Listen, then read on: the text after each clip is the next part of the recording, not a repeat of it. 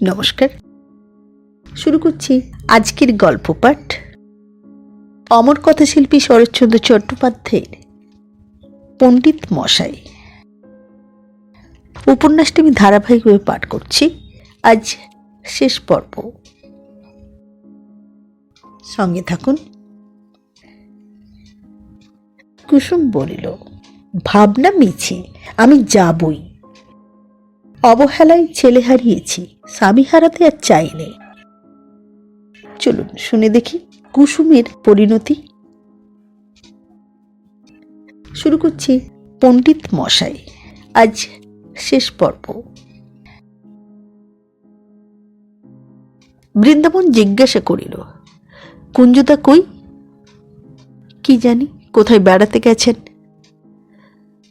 বৃন্দাবন কহিল, দেখে মনে হয় এ যেন পোড়ো বাড়ি। এতদিন তোমরা কি এখানে ছিলে না? না।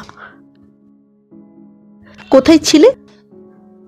মাসখানেক পূর্বে কুসুম দাদার শাশুড়ির সঙ্গে পশ্চিমে তীর্থ করিতে গিয়াছিল। কাল সন্ধ্যার পর ফিরিয়া আসিয়াছে। সে কথা না বলিয়া তাচ্ছিল্যভাবে জবাব দিল, এখানে সেখানে নানা জায়গায় ছিলুম। অন্যবারে কুসুম সর্বাগ্রে বসিবার আসন পাতিয়া দিয়েছে, এবার তাহা দিল না দেখিয়ে বৃন্দাবন নিজেই বলিল, দাঁড়িয়ে রয়েছি, একটা বসবার জায়গা দাও। কুসুম তেমনি অবজ্ঞাভরে বলিল, কি জানি কোথায় আসন টাসন আছে, বলিয়া দাঁড়াইয়া রহিল, এক পা নড়িল না। বৃন্দাবন প্রস্তুত হইয়া আসিলেও এত বড় অবহেলা তাহাকে সজোরে আঘাত করিল। কিন্তু সেদিনের উত্তেজনা বশত কলহ করিয়া ফেলার হীনতা তাহার মনে ছিল না। তাই সে কিছুক্ষণ চুপ করিয়া নম্র স্বরে বলিল, আমি বেশিক্ষণ তোমাকে বিরক্ত করব না, যে জন্য এসেছি বলি। আমাদের ওখানে ভারী ব্যারাম হচ্ছে, তাই চরণকে তোমার কাছে রেখে যাব। কুসুম এতদিন এখানে ছিল না বলিয়েই ব্যারাম স্যারামের অর্থ বুঝিল না। তীব্র অভিমানে প্রজ্বলিত হইয়া বলিল, ও তাই দয়া করে নিয়ে এসেছ? কিন্তু অসুখ বিসুখ নেই কোন দেশে? আমিও বা পরের ছেলের দায় ঘাড়ে করব কি সাহসে? বৃন্দাবন শান্তভাবে কহিল, আমি যে সাহসে করি ঠিক সেই সাহসে। তাছাড়া তোমাকেই বোধ করি ও সবচেয়ে ভালোবাসে। কুসুম কি একটা বলিতে যাইতেছিল, চরণ হাত দিয়ে তাহার মুখ নিজের মুখের কাছে টানিয়ে আনিয়া বলিল, মা, বাবা বলেছে আমি তোমার কাছে থাকব, নাইতে যাবে না মা? কুসুম প্রত্যুত্তরে বৃন্দাবনকে শুনাইয়া কহিল, আমার কাছে তোমার থেকে কাজ নেই চরণ, তোমার নতুন মা এলে তার কাছে থেকো। বৃন্দাবন অতিশয় ম্লান একটুখানি হাসিয়া কহিল, তাও শুনেছ? আচ্ছা বলছি তাহলে। মা একার পেরে ওঠে না বলেই একবার ও কথা উঠেছিল, কিন্তু তখনই থেমে গেছে। থামলো কেন? তার বিশেষ কারণ আছে, কিন্তু সে কথাই কাজ নেই।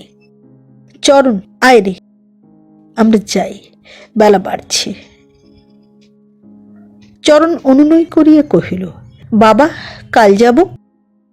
বৃন্দাবন চুপ করিয়া রহিল। কুসুম কথা না কহিয়া চরণকে কোল হইতে নামাইয়া দিল। মিনিট দুই পরে বৃন্দাবন গম্ভীর স্বরে ডাক দিয়ে বলিল, আর দেরি করিস নে রে, আয়। বলিয়া ধীরে ধীরে চলিয়া গেল। চরণ বড় আদরের সন্তান হইলেও গুরুজনদের আদেশ পালন করিতে শিখিয়াছিল। তথাপি সে মায়ের মুখের দিকে সতৃষ্ণ চোখ দুটি তুলিয়া শেষে ক্ষুব্ধ মুখে নিঃশব্দে পিতার অনুসরণ করিয়া বাহিরে আসিয়া দাঁড়াইল। গাড়োয়ান গরু দুটাকে জল খাওয়াইয়া আনিতে গিয়াছিল। পিতা পুত্র অপেক্ষা করিয়া পথের উপর দাঁড়াইয়া রহিল। এইবার কুসুম সরিয়া আসিয়া সদর দরজার ফাঁক দিয়া স্বামীর মুখের দিকে চাহিয়া চমকিয়া উঠিল। তাহার সে লাবণ্য নাই, চোখ মুখের ভাব অতিশয় কৃশ ও পাণ্ডুর। হঠাৎ সে আত্মসংবরণ করিতে না পারিয়া আড়ালে থাকিয়েই ডাকিল, একবার শোনো। বৃন্দাবন কাছে আসিয়া কহিল, কি? তোমার কি এর মধ্যে অসুখ করেছিল? না। তবে এমন কেন তা তো বলতে পারিনি। বোধ করি ভাবনায় চিন্তায় শুকনো দেখাচ্ছে। ভাবনা চিন্তা? স্বামীর শীর্ণ মুখের পানে চাহিয়া তাহার জ্বালাটা নরম হইয়া আসিয়াছিল। শেষ কথায় পুনর্বার জ্বলিয়া উঠিল। শ্লেষ করিয়া কহিল, তোমার তো 16 আনাই সুখের, ভাবনা চিন্তা কি শুনি? বৃন্দাবন ইহার জবাব দিল না। গাড়ি প্রস্তুত হইল, চরণ উঠিতে গেলে বৃন্দাবন কহিল, তোর মাকে প্রণাম করে এলি রে? সে নামিয়া আসিয়া দ্বারের বাহিরে মাথা ঠেকাইয়া নমস্কার করিল।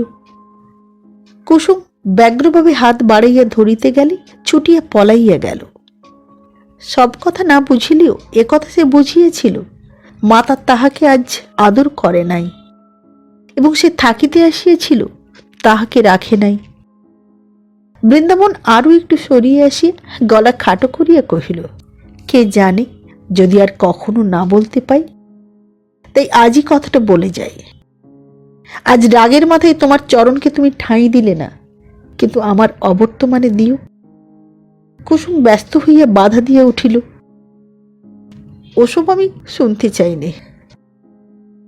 তবু শোনো, আজ তোমার হাতেই তাকে দিতে এসেছিল। আমাকে তোমার বিশ্বাস কি? বৃন্দাবনের চোখ ছলছল করিয়া উঠিল, বলিল, তবু সেই রাগের কথা? কুসুম, শুনে তুমি অনেক শিখেছ, কিন্তু মেয়ে মানুষ হয়ে ক্ষমা করতে শেখাই যে সবচেয়ে বড় শেখা, এটা কেন শেখনি? কিন্তু তুমি চরণের মা, এই আমার বিশ্বাস।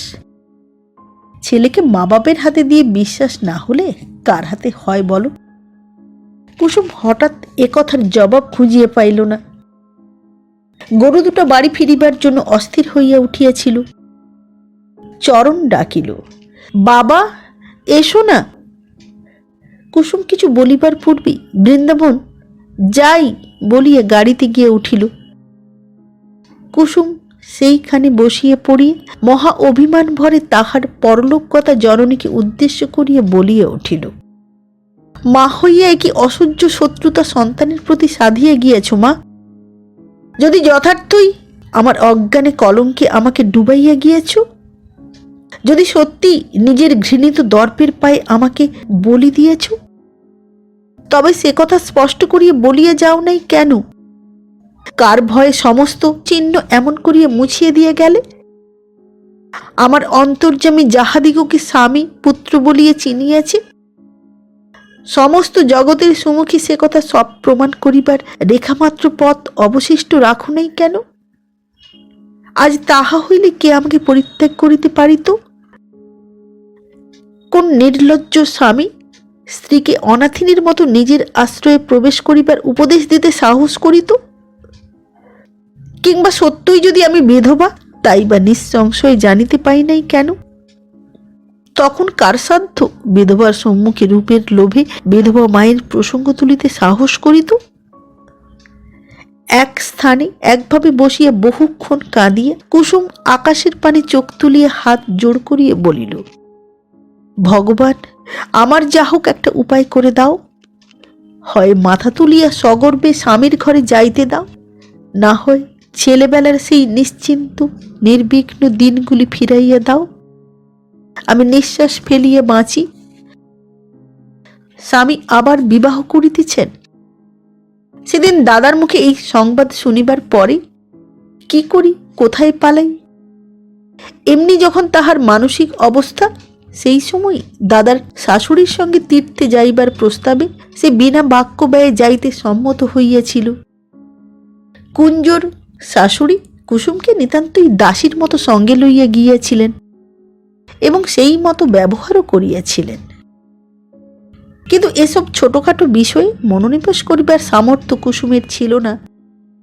নলডাঙ্গায় ফিরিয়া যখন সে বাড়ি আসিতে চাহিল এবং তিনি সাপের মতো গর্জন করিয়া বলিলেন, খ্যাপার মতো কথা বলো না বাছা, আমাদের বড় লোকেদের 70 পদে পদে। তুমি সমত্ব মেয়ে, সেখানে একলা পড়ে থাকলে আমরা সমাজে মুখ দেখাতে পারবো না। তখনও কুসুম প্রতিবাদ করে নাই। তিনি ক্ষণেক পরে কহিলেন, ইচ্ছে হয় দাদার সঙ্গে যাও, ঘরদোর দেখে দাদার সঙ্গেই ফিরে এসো। একলা তোমার কিছুতেই থাকা হবে না, তা বলে দিচ্ছি। কুসুম তাহাতেই রাজি হইয়া কাল সন্ধ্যায় ঘরদোর দেখিতে আসিয়াছিল।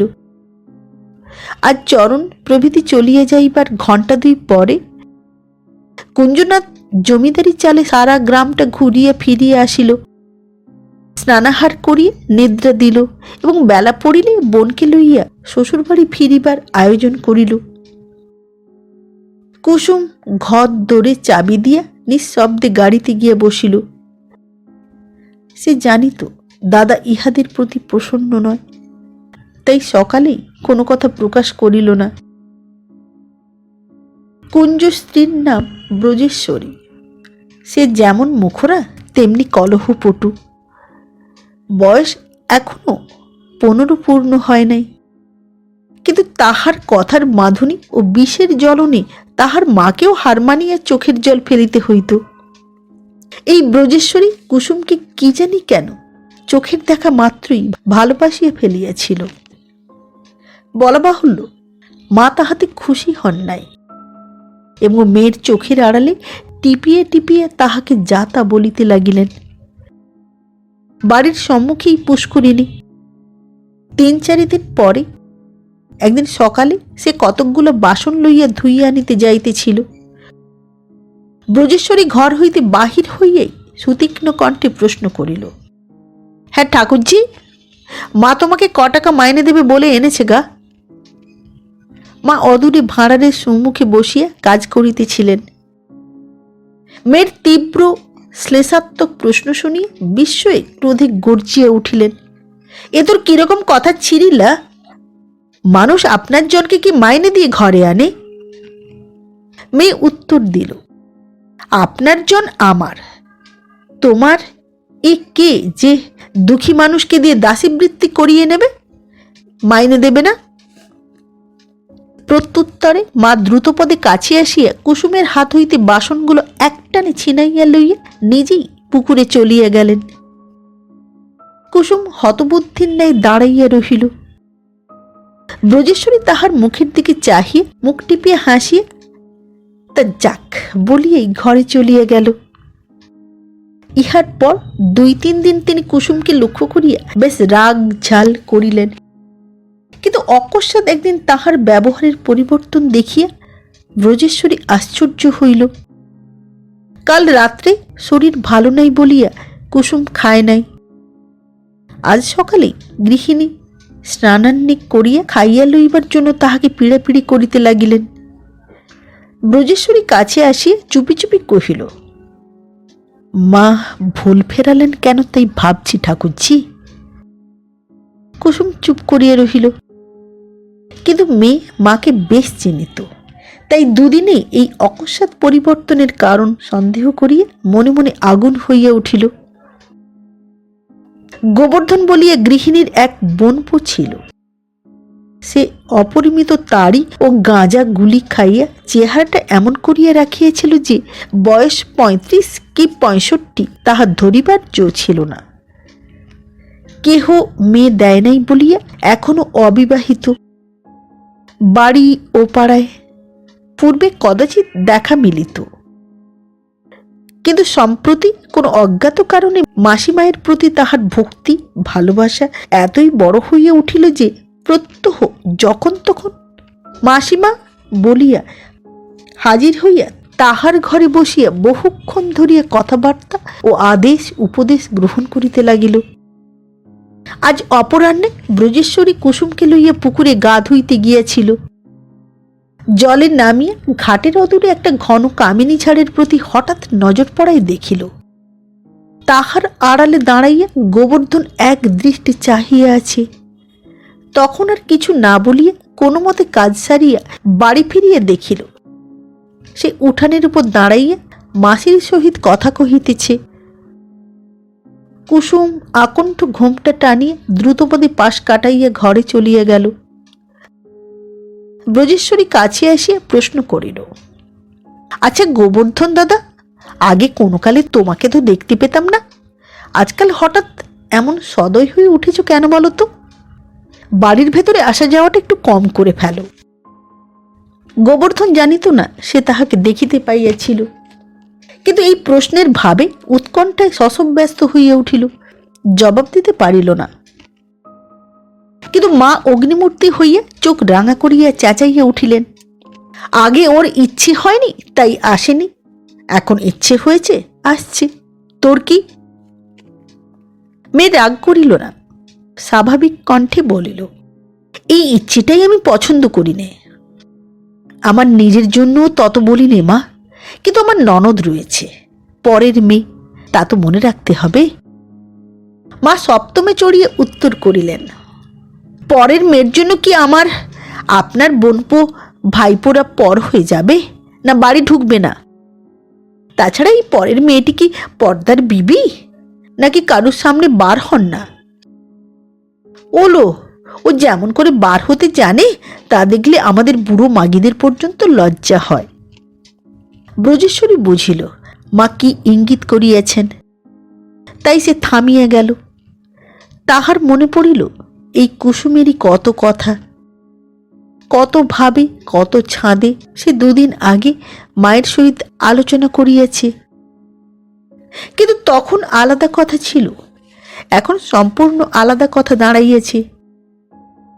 তখন কুসুমকে সে ভালোবাসে নাই, এখন বাসিয়াছে, এবং এ ধরনের ভালোবাসা ভগবানের আশীর্বাদ ব্যতীত দেওয়াই যায় না, পাওয়াও যায় না। ব্রজেশ্বরী যাইবার জন্য উদ্যত হইয়া গোবর্ধনের মুখের পানে তীব্র দৃষ্টিপাত করিয়া কহিল, গোবর্ধন দাদা, ভারী লজ্জার কথা ভাই, মুখ ফুটে বলতে পারলুম না, কিন্তু আমি দেখেছি, দাদার মতো আসতে পারো তো এসো, না হলে তোমার অদৃষ্টের দুঃখ আছে। সে দুঃখ মাও ঠেকাতে পারবে না, তা বলে দিচ্ছি, বলিয়া নিজের ঘরে চলিয়া গেল। মা কহিলেন, কি হয়েছে রে গোবর্ধন? গোবর্ধন মুখ রাঙা করিয়া বলিল, তোমার দিব্যি মাসি আমি জানি নে, কোন শালা ঝোপের ভিতর মাইরি বলছি, একটা দাঁতন ভাঙতে জিজ্ঞেস করবে, চলো ময়রাদের দোকানে, আসুক, ও আমার সঙ্গে ও পাড়ায় ভজিয়ে দিচ্ছি, ইত্যাদি বলিতে বলিতে গোবর্ধন সরিয়া পড়িল।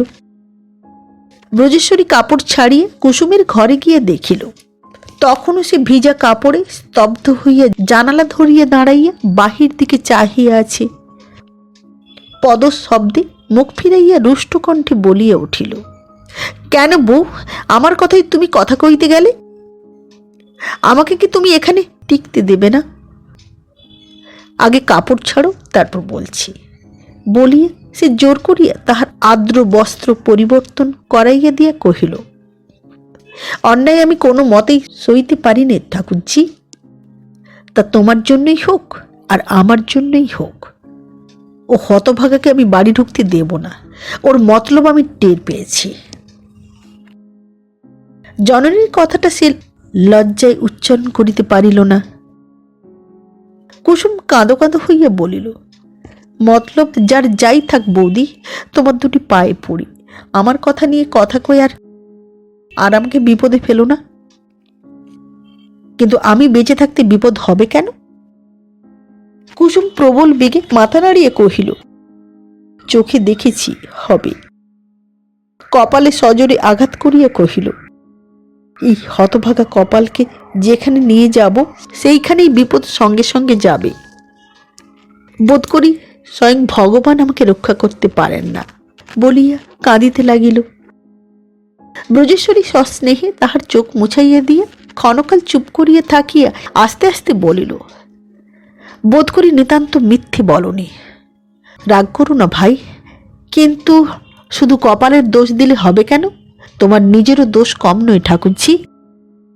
কুসুম তাহার মুখের পানে চাহিয়া জিজ্ঞাসা করিল, আমার নিজের দোষ কি? আমার ছেলেবেলার ঘটনা সব শুনেছ তো? শুনেছি, কিন্তু সে আগাগোড়া মিথ্যে, সমস্ত জেনে শুনে।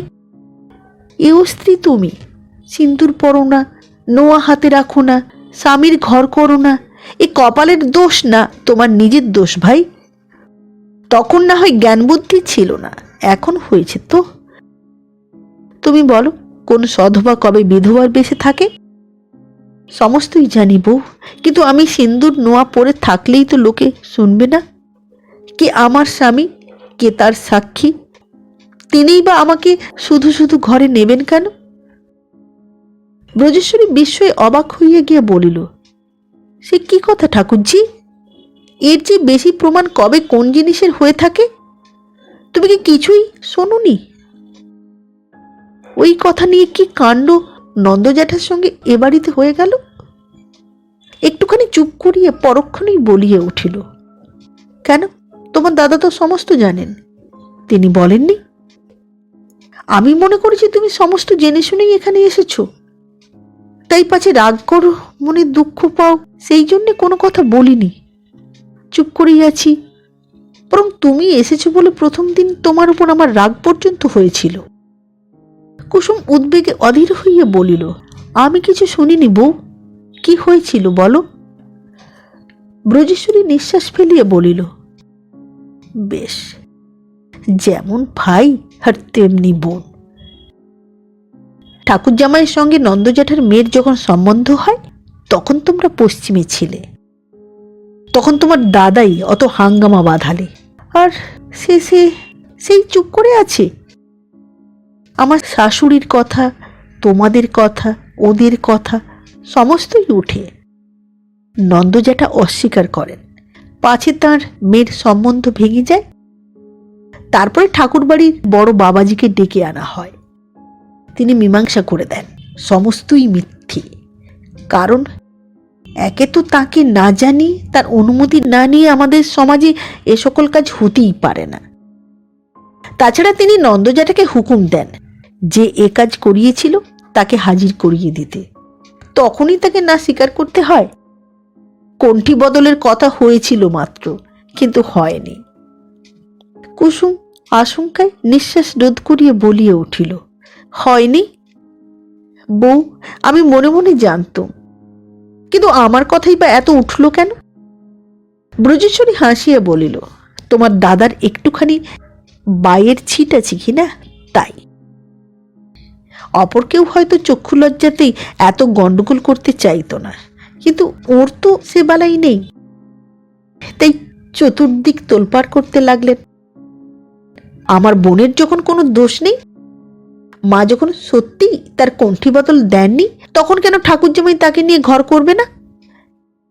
কেনই বা আবার বিয়ে করবে? আর কেনই বা নন্দ জ্যাঠা তাকে মেয়ে দেবে? কুসুম লজ্জায় কণ্টকিত হইয়া বলিল, ছি ছি। তারপরে? ব্রজেশ্বরী কহিল, তারপরে আর বেশি কিছু নেই। আমার শাশুড়ি ঠাকুরন আর নন্দ জ্যাঠাইমা এক গাঁয়ের মেয়ে। রাগে দুঃখের লজ্জায় অভিমানে তোমাকে নিয়ে এইখানেই আসেন, তার ছেলের সঙ্গেই কথা হয়, কিন্তু হতে পায়নি। আচ্ছা ঠাকুরজি, ঠাকুর জামাই নিজেও তো সব কথা শুনে গেছেন, তিনিও কি কোনো ছলে জানাননি? আগে শুনেছিলেন তোমার জন্য তিনি নাকি। কুসুম মুখ ফিরাইয়া লইয়া বলিল, বউ, সেদিন হয়তো তিনি তাই বলতেই এসেছিলেন। ব্রজেশ্বরী আশ্চর্য হইয়া জিজ্ঞাসা করিল, কোন দিন? সম্প্রতি এসেছিলেন? হ্যাঁ, আমরা যেদিন এখানে আসি সেদিন সকালে। তারপরে? আমার দুর্ব্যবহারে না বলেই ফিরে যান। ব্রজেশ্বরী মুখ টিপিয়া হাসিয়া কহিল, কি করেছিলে? কুঞ্জে ঢুকতে দাওনি, না কথা কওনি? কুসুম জবাব দিল না, একটা দীর্ঘ নিঃশ্বাস ফেলিয়ে ঘাড় হেঁট করিয়া বসিয়া রহিল। ব্রজেশ্বরী আর কোনো প্রশ্ন করিল না। সন্ধ্যার পর আঁধার ঘনাইয়া আসিতেছিল। চারিদিকে শাঁখের শব্দে সে চকিত হইয়া উঠিয়া দাঁড়াইয়া কহিল, তুমি একটু বসো ভাই, আমি সন্ধ্যা দিয়ে একটা প্রদীপ জেলে আনি, বলিয়া চলিয়া গেল। কিছুক্ষণ পরে ফিরিয়া আসি দেখিল কুসুম সেইখানে উপুড় হইয়া পড়িয়া গুমরিয়া গুমরিয়া কাঁদিতেছে। প্রদীপ যথাস্থানে রাখিয়া দিয়ে কুসুমের পাশে আসিয়া বসিল এবং তাহার মাথার উপর একটা হাত রাখিয়া অনেকক্ষণ নীরব থাকিয়া আস্তে আস্তে বলিল, সত্যি কাজটা ভালো করোনি দিদি। অবশ্য কি করেছিলে তা আমি জানি নে, কিন্তু মনে মনে যখন জানো তিনি কে আর তুমি কে, তখন তার অনুমতি ভিন্ন তোমার কোথাও যাওয়া উচিত হয়নি। কুসুম মুখ তুলিল না, চুপ করিয়া শুনিতে লাগিল। ব্রজেশ্বরী কহিল, তোমাদেরই কথা তোমাদেরই মুখ থেকে যতদূর শুনেছি, আমার তেমন অবস্থা হলে পায়ে হেঁটে যাওয়া কি ঠাকুরজি? যদি হুকুম দিতেন সারা পথ নাক্ষর দিতে দিতে যেতে হবে, আমি তাই যেতুম। কুসুম পূর্বপথ থাকিয়েই এবার অস্ফুটে বলিল, বউ, মুখে বলা যায় বটে, কিন্তু কাজে করা শক্ত। কিছু না, গেলে স্বামী পাবো, ছেলে পাবো, তার ভাত খেতে পাবো, এত পাওয়ার কাছে মেয়ে মানুষের শক্ত কাজ কি দিদি? তাও যদি না পাই তবু ফিরে আসতুম না। তাড়িয়ে দিলেও না, গায়ে তো আর হাত দিতে পারতেন না, তবে আর ভয়টা কি? বড়জোর বলতেন তুমি যাও, আমিও বলতুম তুমি যাও। জোর করে থাকলে কি করতেন তিনি? তাহার কথা শুনিয়া এত দুঃখেও কুসুম হাসিয়া ফেলিল। ব্রজেশ্বরী কিন্তু এ হাসিতে যোগ দিল না, সে নিজের মনেই কথা বলিতেছিল, হাসাইবার জন্য, সান্ত্বনা দিবার জন্য বলে নাই। অধিকতর গম্ভীর হইয়া কহিল, সত্যি বলছি ঠাকুরজি, কারো মানা শুনো না, যাও তার কাছে। এমন বিপদের দিনে স্বামী পুত্রকে একা ফেলে রেখো না। ব্রজেশ্বরীর এই আকস্মিক কণ্ঠস্বরের পরিবর্তনে কুসুম সব ভুলিয়া ধরফর করিয়া উঠিয়া বসিয়া বলিল, বিপদের দিন কেন? ব্রজেশ্বরী বলিল, বিপদের দিন বই কি? অবশ্য তাঁরা ভালো আছেন, কিন্তু বারলে সেই যে ওলা ওঠা শুরু হয়েছিল, তোমার দাদা এখনই বললেন, এখন নাকি ভয়ানক বেড়েছে, প্রত্যহ 10 জন 12 জন করে মারা পড়ছে। ছি ছি, ও কি করো, পায়ে হাত দিও না ঠাকুরজি। কুসুম তাহার 2 পা চাপিয়া ধরিয়া কাঁদিয়া উঠিল। বৌদি, আমার চরণকে তিনি দিতে এসেছিলেন, আমি কিচ্ছু শুনিনি বৌদি। ব্রজেশ্বরী বাধা দিয়ে বলিল, বেশ, এখন শুনলে তো, এখন গিয়ে তাকে নাও গে। কি করে যাব? ব্রজেশ্বরী কি বলিতে যাইতেছিল, কিন্তু হঠাৎ পিছনে শব্দ শুনিয়া ঘাড় ফিরাইয়া দেখিল, দৌড় ঠেলিয়া চৌকাঠের ওদিকে মা দাঁড়াইয়া আছেন। চোখাচোখি হইতেই তীব্র শ্লেষের সহিত বলিলেন, ঠাকুরজি ঠাকুরুনকে কি পরামর্শ দেওয়া হচ্ছে শুনি? ব্রজেশ্বরী স্বাভাবিক স্বরে কহিল, বেশ তো মা, ভেতরে এসো বলছি। তোমার কিন্তু কোনো ভয়ের কারণ নেই মা, আপনার লোককে কেউ খারাপ মতলব দেয় না, আমিও দিচ্ছি নে। মা বহুক্ষণ হইতেই অন্তরে পুড়িয়া মরিতেছিলেন, জ্বলিয়ে উঠে বলিলেন, তার মানে আমি লোকজনকে কুমতলব দিয়ে থাকি না? তখনই জানি ও কালামুখী যখন ঘরে ঢুকেছে, তখন এ বাড়িও ছাড়খাড় করবে। সাধে কি কুঞ্জনা তোকে 2টি চোখে দেখতে পারে না, ওই স্বভাবরীতির গুণে? মেয়েও তেমনি শক্ত কি একটা জবাব দিতে যাইতেছিল, কিন্তু কুসুমের হাতের চিমটি খাই থামিয়া বলিল, সেই জন্যই কালামুখীকে বলছিল, যা শ্বশুরঘর করকে যা, থাকিস নে এখানে। শ্বশুরবাড়ির নামে মা তাম্বুলা রঞ্জিত অধর প্রসারিত ও তিলক সেবিত নাসিকা কুঞ্চিত করিয়া বলিলেন, বলি কোন শ্বশুর ঘরে ঠাকুরজিকে পাঠিয়ে দিচ্ছিস লোক, নন্দবোষ্টম? এবার ব্রজেশ্বরী ধমক দিয়ে উঠিল, সমস্ত জেনে ন্যাকাশে যে খামোখা মানুষকে অপমান করো না মা। শ্বশুরঘর মেয়ে মানুষের 10-20টা থাকে না যে আজ নন্দবোষ্টমের নাম করবে, কাল তোমার গোবর্ধন বাপের নাম করবে, আর তাই চুপ করে শুনতে হবে। মেয়ের নিষ্ঠুর স্পষ্ট ইঙ্গিতে মা বারুদের মতো ফাটিয়ে পড়িয়ে চিৎকার করিয়া উঠিলেন, হতভাগী মেয়ে হই তুই মায়ের নামে এত বড় অপবাদ দিস? মেয়ে বলিল, অপবাদ হলেও বাঁচতুম মা, এই যে সত্যি কথা।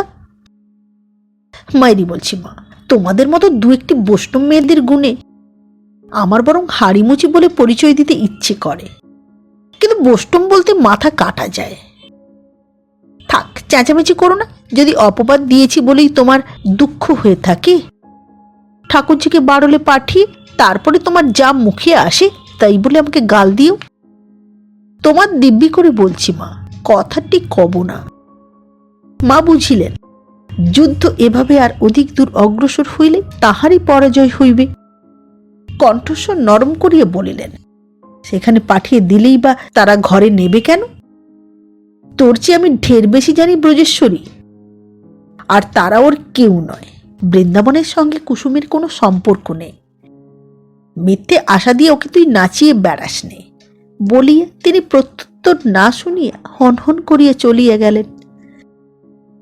কুসুম শুষ্ক পাণ্ডুর মুখখানি উঁচু করিতেই ব্রজেশ্বরী জোর দিয়ে বলিয়া উঠিল, মিথ্যে কথা বোন, মিথ্যে কথা। মা জেনে শুনে ইচ্ছে করে মিথ্যে কথা বলে গেলেন। আমি মেয়ে হয়ে তোমার কাছে স্বীকার করছি। আচ্ছা, এখনই আসছি আমি বলিয়া কি ভাবিয়া ব্রজেশ্বরী দ্রুতপদে ঘর ছাড়িয়া চলিয়া গেল। অবস্থা ভালো হইলে যে বুদ্ধিও ভালো হয়, কুঞ্জনাথ তাহা সব প্রমাণ করিল। পত্নী ও ভগিনীর সংযুক্ত অনুরোধ ও আবেদন তাহাকে কর্তব্য বিচলিত করিল না।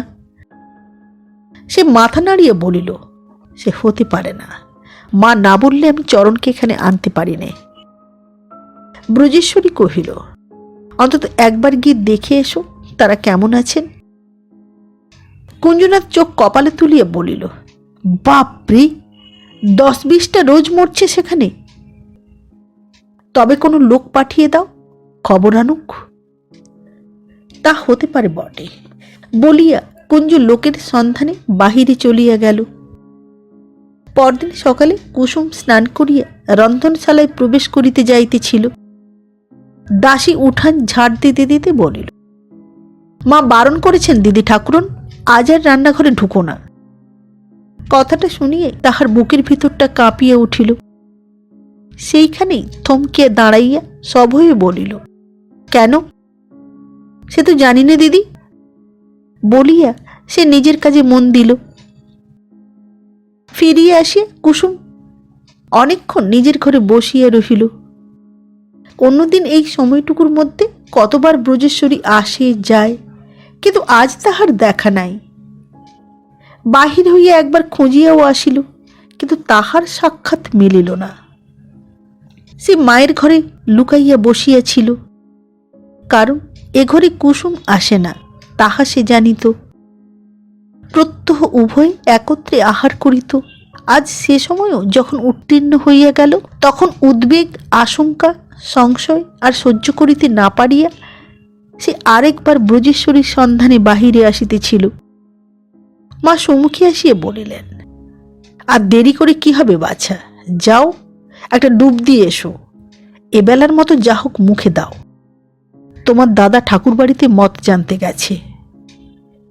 কুসুম মুখ তুলিয়া জিজ্ঞাসা করিতে গেল, কিন্তু মুখের মধ্যে জিহ্বা কাঠের মতো শক্ত হইয়া রহিল। তখন মা নিজেই একটু করুণ সুরে বলিলেন, ব্যাটার বউ যখন, তখন ব্যাটার মতোই অশৌচ মানতে হবে। যাই হোক, মাগি দোষে গুণে ভালো মানুষই ছিল। সেদিন আমার ব্রজেশ্বরী সম্বন্ধ করতে এসে কত কথা।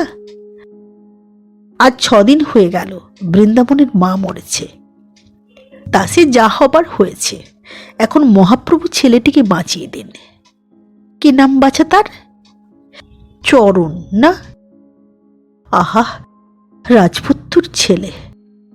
আজ সকালে তারও 2বার ভেদবমি হয়েছে। কুসুম মুখ তুলিল না, কথা কহিল না। ধীরে ধীরে নিজের ঘরে গিয়ে ঢুকিল। বেলা প্রায় 3টা বাজে। ব্রজেশ্বরী এঘুর ওঘুর খুঁজিয়া কোথাও কুসুমের সন্ধান না পাইয়া দাসীকে জিজ্ঞাসা করিল, ঠাকুরজিকে তোরা কেউ দেখেছিস রে? না দিদি, সেই সকালে দেখেছিল। পত্নীর কান্নার শব্দে কুঞ্জনাথ কাঁচা ঘুম ভাঙিয়ে উঠিয়া বসিয়া বলিল, সে কি কথা, কোথায় গেল তবে সে? ব্রজেশ্বরী কাঁদিতে কাঁদিতে বলিল, জানিনি। আমি ঘর দোর পুকুর বাগান সমস্ত খুঁজেছি, কোথাও দেখতে পাচ্ছি না। চোখের জল ও পুকুরের উল্লেখে কুঞ্জ কাঁদিয়ে উঠিল। তবে সে আর নেই। মার গঞ্জনা সইতে না পেরে নিশ্চয়ই সে ডুবে মরেছে বলিয়া ছুটিয়া বাহিরে যাইতেছিল। ব্রজেশ্বরী কোঁচার খুঁট ধরিয়া ফেলিয়া বলিল, শোনো, অমন করে যেও না। আমি কিছু শুনতে চাই নে বলিয়া একটান মারিয়া নিজেকে ছিনাইয়া লইয়া কুঞ্জ পাগলের মতো দৌড়িয়া বাহির হইয়া গেল। মিনিট 10 পরে মেয়ে মানুষের মতো উচ্চস্বরে কাঁদিতে কাঁদিতে ফিরিয়া আসিয়া উঠোনে দাঁড়াইয়া চেঁচাইয়া উঠিল, মা আমার বোনকে মেরে ফেলেছে, আর আমি থাকবো না, আর আমি এ বাড়িতে ঢুকবো না। মা আমার বোনকে মেরে ফেলেছে। কুসুম, ওরে কুসুম। তাহার শাশুড়ি কিছুই জানিতেন না, চিৎকারের শব্দে বাহিরে এসে হতবুদ্ধি হইয়া গেলেন। ওরে কুসুম। তাহাকে দেখিতে না পাইয়া কুঞ্জ সেইখানে উপুড় হইয়া পড়িয়া সজোরে মাথা খুঁড়িতে লাগিল। ওই রাক্ষসী আমার ছোট বোনটিকে খেয়েছে। ওরে, কেন মরতে আমি এখানে এসেছিল? কুসুম, আমার কুসুম। ব্রজেশ্বরী কাছে আসি তাহাকে হাত ধরিয়ে টানিতে সে তাহাকে ধাক্কা মারিয়ে ফেলিয়া দিল।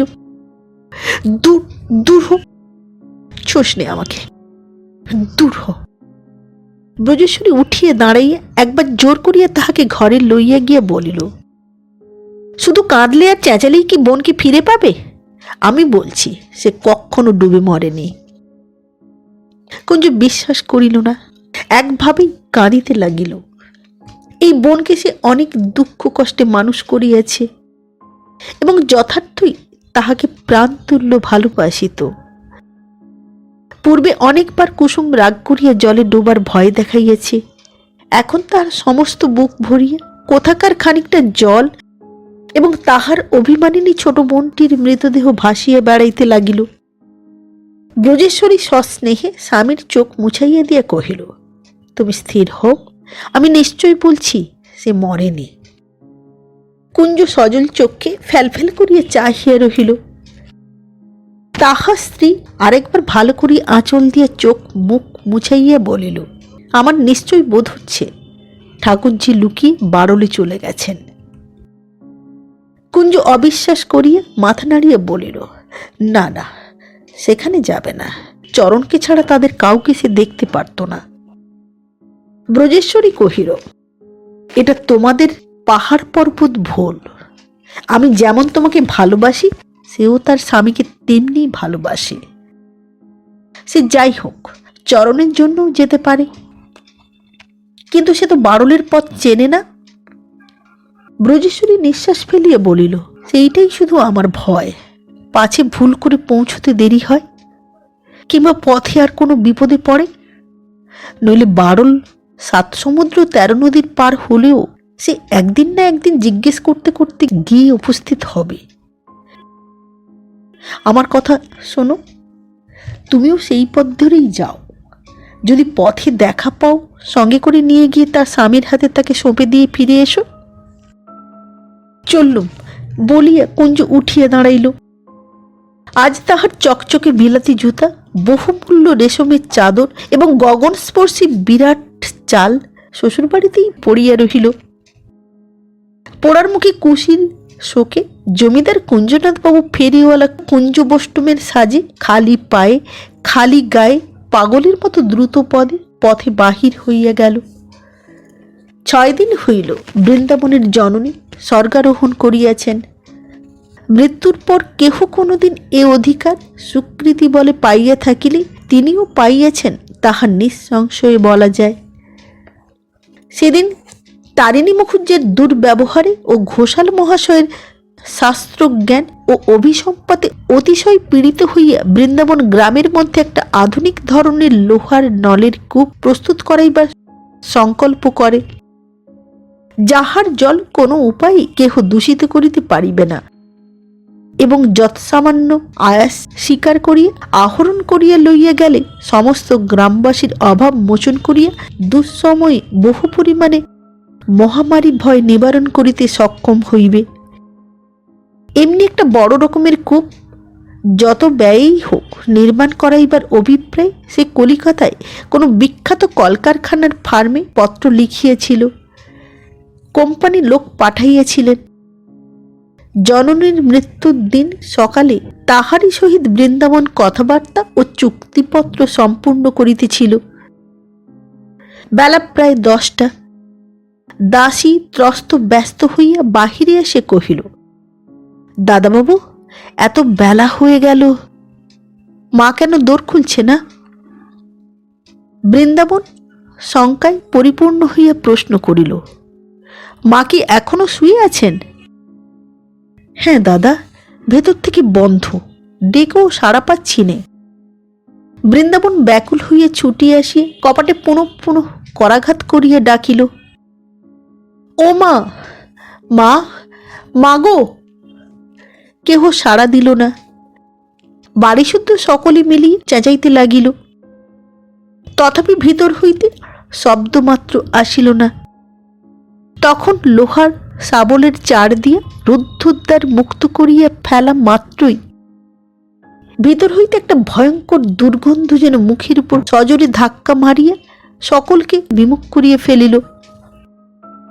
সে ধাক্কা বৃন্দাবন মুহূর্তের মধ্যে সামলাইয়া লইয়া মুখ ফিরাইয়া ভিতরে চাহিল। শয্যা শূন্য, মা মাটিতে লুটাইতেছেন, মৃত্যু আসন্ন প্রায়। ঘরময় বিসূচিকার ভীষণ আক্রমণের সমস্ত চিহ্ন বিদ্যমান। যতক্ষণ তাহার উঠিবার শক্তি ছিল উঠিয়া বাহিরে আসিয়াছিলেন। অবশেষে অশক্ত অসহায় মেঝেই পড়িয়া আর উঠিতে পারেন নাই। জীবনে কখনো কাহাকে বিন্দুমাত্র ক্লেশ দিতে চাহিতেন না, তাই মৃত্যুর কবলে পড়িয়াও অত রাত্রে ডাকাডাকি করিয়া কাহারও ঘুম ভাঙাইতে লজ্জাবোধ করিয়াছিল।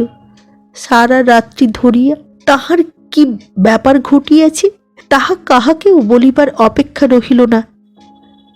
মাতার এমন অকস্মাৎ এরূপ শোচনীয় মৃত্যু চোখে দেখিয়া সহ্য করা মানুষের সাধ্য নহে। বৃন্দাবনও পারিল না। তথাপি নিজেকে সোজা রাখিবার জন্য একবার প্রাণপণ বলে চৌকাঠ চাপিয়া ধরিল, কিন্তু পরক্ষণে সংজ্ঞা হারাইয়া জননীর পায়ের কাছে গড়াইয়া পড়িল। তাহাকে ধরাধরি করিয়া ঘরে আনা হইল। মিনিট 20 পরে সচেতন হইয়া দেখিল মুখের কাছে বসিয়া চরণ কাঁদিতেছে। বৃন্দাবন উঠিয়া বসিল এবং ছেলের হাত ধরিয়া মৃতকল্প জননীর পদপ্রান্তে আসিয়া নিঃশব্দে উপবেশন করিল। যে লোকটা ডাক্তার ডাকিতে গিয়েছিল ফিরিয়া সে বলিল, তিনি নেই, কোথায় গেছেন, এবেলা ফিরবেন না। মায়ের সম্পূর্ণ কণ্ঠরোধ হইয়াছিল, কিন্তু জ্ঞান ছিল। পুত্র ও পৌত্রকে কাছে পাইয়া তাহার জ্যোতিহীন 2 চক্ষের প্রান্ত বাহিয়া তপ্ত অশ্রু ঝরিয়া পড়িল। ওষ্ঠাধর বারংবার কাঁপাইয়া দাসদাসী প্রভৃতি সকলকেই আশীর্বাদ করিলেন।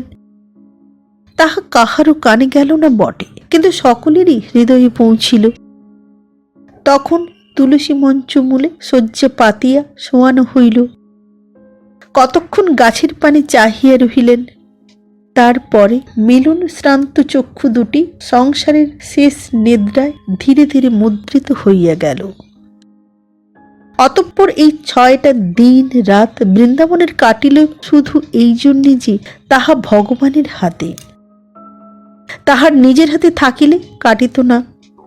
কিন্তু চরণ আর খেলাও করে না, কথাও কহে না। বৃন্দাবন তাহাকে কত রকমের মূল্যবান খেলনা কিনিয়ে দিয়েছিল।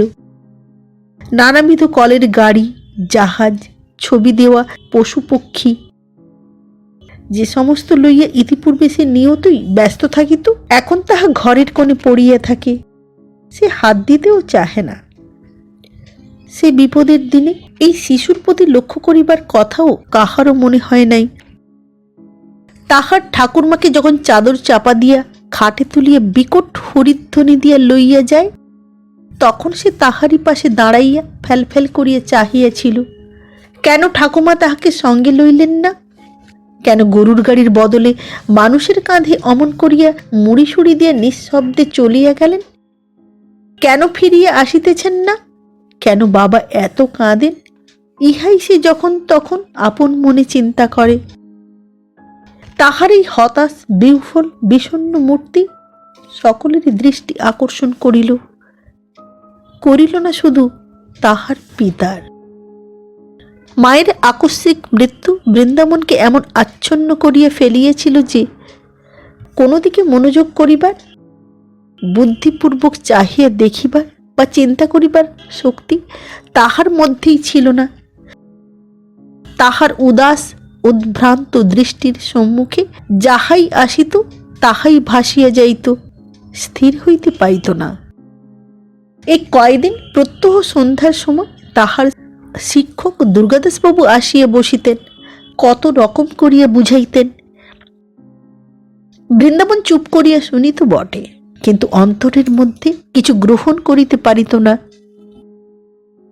কারণ এই একটা ভাব তাহাকে স্থায়ী রূপে গ্রাস করিয়া ফেলিয়াছিল যে অকস্মাৎ অকুল সমুদ্রের মাঝখানে তাহার জাহাজের তলা ফাঁসিয়া গিয়াছে। হাজার চেষ্টা করিল এ ভগ্ন পথ কিছুতেই বন্দরে পৌঁছিবে না। শেষ পরিণতি যাহার সমুদ্র গর্ভে, তাহার জন্য হাঁপাইয়া মরিয়া লাভ কি? এমন না হইলে তাহার অমন স্ত্রী জীবনের সূর্যোদয়ে চরণকে রাখিয়া অপসৃত হইত না।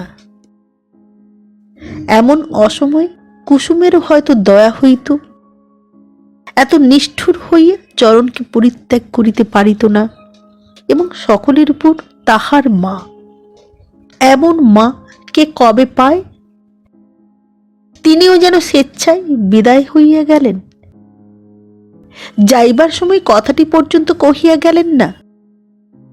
এমন তাহার বিপর্যস্ত মস্তিষ্কে বিধাতার ইচ্ছা যখন প্রত্যহ স্পষ্ট হইতে স্পষ্টতর হইয়া দেখা দিতে লাগিল, তখন বাড়ির পুরাতন দাসী আসিয়া কাঁদো কাঁদো হইয়া নালিশ করিল, দাদা, শেষকালে ছেলেটাকে কি হারাতে হবে? একবার তাকে তুমি কাছে ডাকো না, আদর করো না, চেয়ে দেখো দেখি কিরকম হয়ে গেছে। তাহার কথাগুলো লাঠির মতো বৃন্দাবনের মাথায় পড়িয়া তন্দ্রার ঘোর ভাঙিয়া দিল। সে চমকে উঠিয়া বলিল, কি হয়েছে চরণের?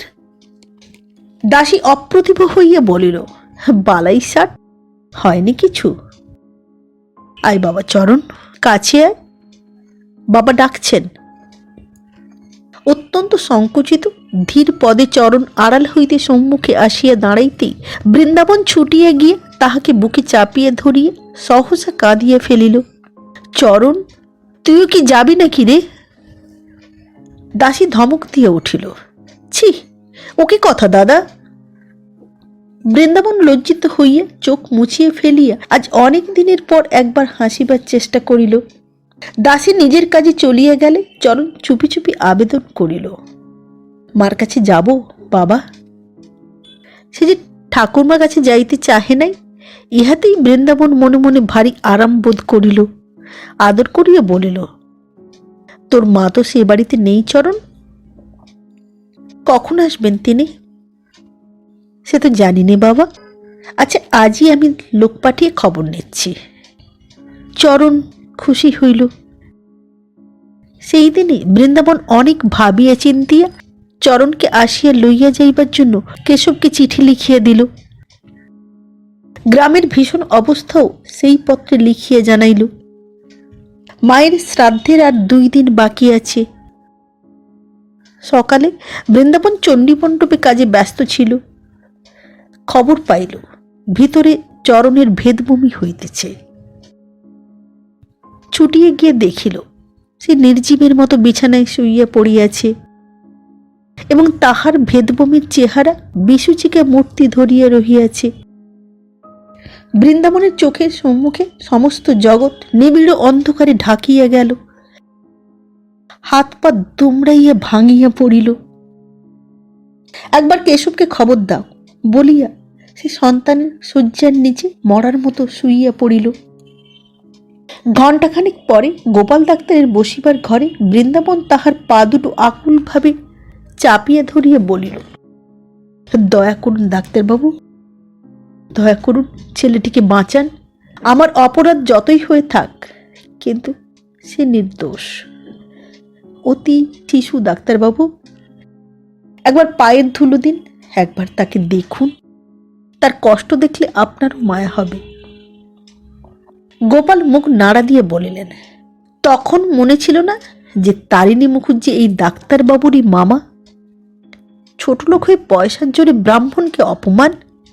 সে সময় মনে হয়নি এই পা দুটোই মাথায় ধরতে হবে? বৃন্দাবন কাঁদিয়া কহিল, আপনি ব্রাহ্মণ, আপনার পা ছুঁই বলছি। তারিণী ঠাকুরকে আমি কিছুমাত্র অপমান করিনি।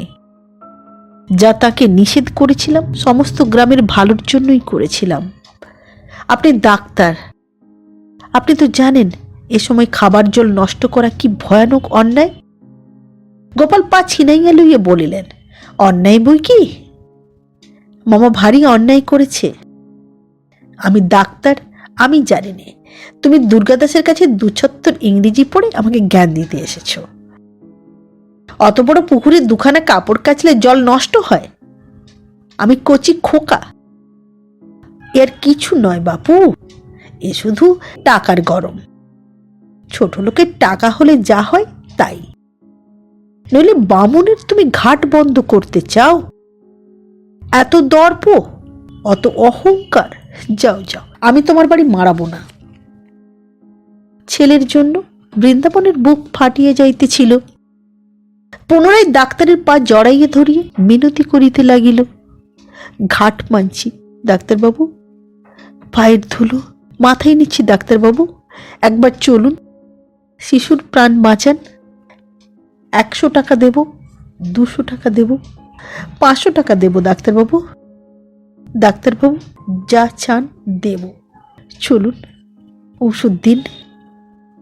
500 টাকা?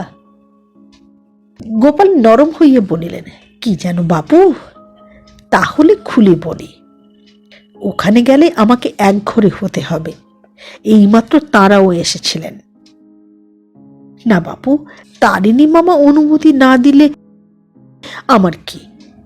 টাকা নেব, ওষুধ দেব, কিন্তু সে তো হবার জন্যই। তোমার উপর দয়া করতে গিয়ে ছেলে মেয়ের বিয়ে পইতে দেব কি করে বাপু? কাল আমার মা মরলে গতি হবে তার কি করে বাপু? তখন তোমাকে নিয়ে তো আমার কাজ চলবে না। বরং এক কাজ করো, ঘোষাল মশাইকে নিয়ে মামার কাছে যাও। তিনি প্রাচীন লোক, তার কথা সবাই শোনে। হাতে পায়ে ধরো গে। কি জানো বৃন্দাবন, তারা একবার বললেই আমি। আজকাল টাটকা ভালো ভালো ঔষধ এনেছি, দিলেই সেরে যাবে। বৃন্দাবন বিহুল দৃষ্টিতে চাহিয়া রহিল। গোপাল ভরসা দিয়ে পুনরায় কহিলেন, ভয় নেই, ভয় নেই ছোকরা, যাও, দেরি করো না। আর দেখো বাবু, আমার টাকার কথাটা সেখানে বলে কাজ নেই। বৃন্দাবন ঊর্ধ্বশ্বাসে কাঁদিতে কাঁদিতে তারিণীর শ্রীচরণে আসিয়া পড়িল। তারিণী লাথি মারিয়া পা ছাড়াইয়া লইয়া পিশাচের হাসি হাসিয়া কহিলেন, সন্ধে আহ্নিক না করে জলগ্রহণ করিনে। কেমন ফলল কিনা, নির্বংশ হলি কিনা? বৃন্দাবনের কান্না শুনিয়া তারিণীর স্ত্রী ছুটিয়া আসিয়া নিজেও কাঁদিয়া ফেলিয়া স্বামীকে বলিলেন, ছি ছি, এমন অধর্মের কাজ করো না। যা হবার হয়েছে। আহা, শিশু, নাবালক, বলে দাও গোপালকে ওষুধ দিক। তারিণী খিচাইয়া উঠিল, তুই থাম মাগি, পুরুষ মানুষের কথায় কথা কোষ নে। তিনি থতমত খাইয়া বৃন্দাবনকে বলিলেন, আমি আশীর্বাদ করছি বাবা, তোমার ছেলে ভালো হয়ে যাবে। বলিয়া চোখ মুছিতে মুছিতে ভিতরে চলিয়া গেলেন। বৃন্দাবন পাগলের মতো কাতরোক্তি করিতে লাগিল, তারিণীর হাতে পায়ে ধরিতে লাগিল। না, তবু না। এমন সময় শাস্ত্রজ্ঞ ঘোষাল মহাশয় পাশের বাড়ি হইতে খড়ম পায়ে দিয়ে খটখট করিয়া আসিয়া উপস্থিত হইলেন। সমস্ত শুনিয়া হৃষ্টচিত্তে বলিলেন, শাস্ত্রে আছে, কুকুরকে প্রশ্রয় দিলে মাথায় ওঠে। ছোট লোককে শাসন না করলে সমাজ উচ্ছন্ন যায়। এমনি করেই কলিকালে ধর্ম কর্ম ব্রাহ্মণের সম্মান লোপ পাচ্ছে। কেমন হে তারিণী, সেদিন বলিনি তোমাকে বৃন্দাবষ্টমের ভারী বার বেড়েছে। যখন ও আমার কথা মানলে না, তখনই আমি জানি ওর ওপর বিধি বাম, রক্ষে নেই। হাতে হাতে ফল দেখলে তারিণী। তারিণী মনে মনে অপ্রসন্ন হইয়া কহিল, আর আমি সেদিন পুকুর পাড়ে দাঁড়িয়ে পৈতে হাতে করে বলেছিলাম, নির্বংশ হ, নির্বংশ হ। খুড়ো আন্নিক না করে জলগ্রহণ করিনে, এখনো চন্দ্র সূর্য উঠছে, এখনো জোয়ার ভাটা খেলছে বলিয়া ব্যাদ যেমন করিয়া তাহার সর্বিত্ব ভূপাতিত জন্তুটার মৃত্যু যন্ত্রণার প্রতি চাহিয়া নিজের অব্যর্থ লক্ষ্যের আস্বাদন করিতে থাকে, তেমনি পরিতৃপ্ত দৃষ্টিতে চাহিয়া তারিণী এই একমাত্র পুত্র শোকাহত হতভাগ্য পিতার অপরিসীম ব্যথা সর্বাগ্রে উপভোগ করিতে লাগিল। কিন্তু বৃন্দাবন উঠিয়া দাঁড়াইল।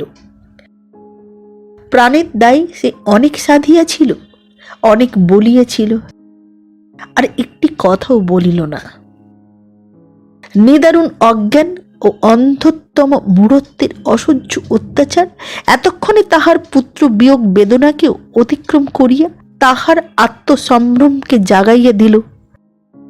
সমস্ত গ্রামের মঙ্গল কামনার ফলে এই দুই অধমনিষ্ঠ ব্রাহ্মণের কাহার গায়ত্রী ও সন্ধ্যা আহ্নিকের তেজে সে নির্বংশ হইতে বসিয়াছে, এই বাকবিতণ্ডার শেষ মীমাংসা না শুনিয়ে সে নিঃশব্দে ধীরে ধীরে বাহির হইয়া গেল এবং বেলা 10টার সময় নিরুদ্বিগ্ন শান্ত মুখে পীড়িত সন্তানের শয্যার পার্শ্বে আসিয়া দাঁড়াইল। কেশব তখন আগুন জ্বালিয়া চরণের হাতে পায়ে সেঁক দিতেছিল এবং তাহার নেদাগ তপ্ত মরুতৃষ্ণার সহিত প্রাণপণে যুজিতেছিল। বৃন্দাবনের মুখে সমস্ত শুনিয়া সে উফ করিয়া সোজা খাড়া হইয়া উঠিল এবং একটা উড়ুনি কাঁধে ফেলিয়া বলিল, কলকাতায় চললুম, যদি ডাক্তার পাই সন্ধ্যা নাগাদ ফিরব, না পাই এই যাওয়াই শেষ যাওয়া। এই ব্রাহ্মণী একদিন সমস্ত পৃথিবীর গর্বের বস্তু ছিল। ভাবলেই বুক ফেটে যায়। হে বৃন্দাবন, চললুম, পারো তো ছেলেটাকে বাঁচিয়ে রেখো ভাই বলিয়া দ্রুত পদে বাহির হইয়া গেল। কেশব চলিয়া গেলে পিতাকে কাছে পাইয়া চরণ মার কাছে যাব বলিয়া ভয়ানক কান্না জুড়িয়ে দিল। সে স্বভাবতই শান্ত, কোনোদিনই জিদ করিতে জানিত না, কিন্তু আজ তাহাকে ভুলাইয়া রাখা নিতান্ত কঠিন কাজ হইয়া উঠিল। ক্রমশ বেলা যত পড়িয়া আসিতে লাগিল, রোগীর যন্ত্রণা উত্তরোত্তর বৃদ্ধি পাইতে লাগিল। তৃষ্ণার হাহাকার এবং মায়ের কাছে যাইবার উন্মত্ত চিৎকারে সে সমস্ত লোককে পাগল করিয়া তুলিল। এই চিৎকার বন্ধ হইল অপরাহ্নে, যখন হাতে পায়ে পেটে খিল ধরিয়া কণ্ঠ রোধ হইয়া গেল। চৈত্রের স্বল্প দিনমান শেষ হয় হয় এমন সময় কেশব ডাক্তার লইয়া বাড়ি ঢুকিল। ডাক্তার তাহারই সমবয়সী এবং বন্ধু। ঘরে ঢুকিয়া চরণের দিকে চাহিয়েই মুখ গম্ভীর করিয়া একধারে বসিলেন। কেশব সভয়ে তাহার মুখপানে চাহিতেই তিনি কি বলিতে গিয়ে বৃন্দাবনের প্রতি লক্ষ্য করিয়া থামিয়া গেলেন। বৃন্দাবন তাহা দেখিল, শান্তভাবে কহিল, হ্যাঁ, আমি বাপ বটে, কিন্তু কিছুমাত্র সংকোচের প্রয়োজন নেই। আপনার যাহা ইচ্ছা স্বচ্ছন্দে বলুন। যে বাপ 12 ঘণ্টা কাল বিনা চিকিৎসায় একমাত্র সন্তানকে নিয়ে বসে থাকতে পারে, তার সমস্ত সহ্য হয় ডাক্তারবাবু। পিতার এত বড় ধৈর্যে ডাক্তার মনে মনে স্তম্ভিত হইয়া গেল। তথাপি ডাক্তার হইলেও সে মানুষ তো বটে। যে কথা তাহার বলিবার ছিল পিতার মুখের উপর উচ্চারণ করিতে পারিল না। মাথা হেঁট করিল। বৃন্দাবন বুঝিয়া কহিল, কেশব, এখন আমি চলল, পাশেই ঠাকুর ঘর, আবশ্যক হলে ডেকো। আর একটা কথা ভাই, শেষ হবার আগে খবর দিও, আরেকবার যেন দেখতে পাই, বলিয়া ঘর হইতে চলিয়া গেল। বৃন্দাবন যখন ঠাকুর ঘরে প্রবেশ করিল, তখন ঘরের আলো ম্লান হইয়াছে। ডান দিকে চাহিয়া দেখিল, ওইখানে বসিয়া মা জপ করিতেন।